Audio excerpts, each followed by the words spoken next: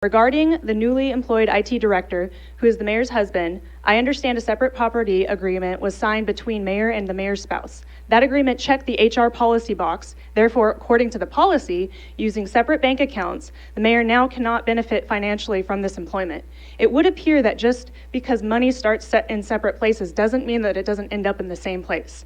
Would it appear even with separate bank accounts, one could still benefit personally from a spouse's compensation? Or how about any other employee benefits that would extend to a spouse? In that same vein, does there appear to be a conflict of interest between the City of Longview's interest and the mayor's own interest when a mayor is directly involved in budgetary decisions for city employees' wages, whether increases or deductions? Would it be reasonable to assume a conflict of interest if budget cuts need to be made? Or could we end up just having another tax increase? Continuing in ethical behavior in Longview leadership, does there appear to be conflicting interests when a state legislator could use their position in government to push agendas that we, the people of Longview, are against?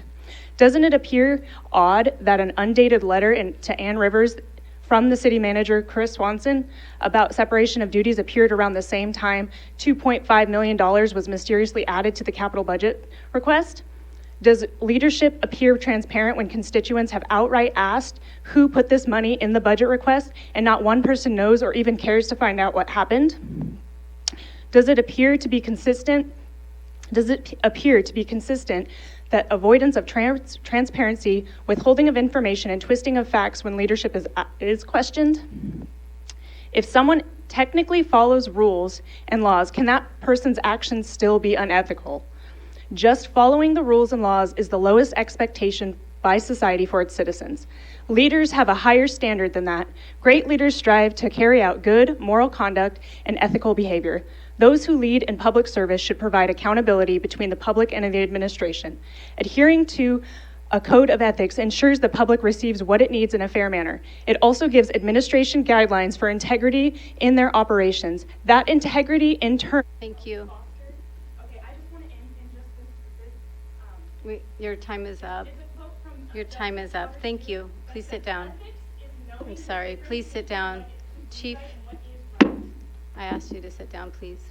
Constituent comments, time is now closed.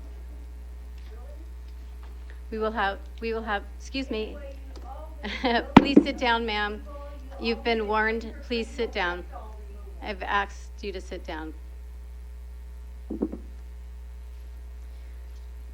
We will now move to the mayor's report. So I had an opportunity with Councilmember Kendall and Councilmember Wallen and City Manager to attend a DC trip to talk with our federal legislators this last week. And so I wanted to give a little bit of a report about how that trip went.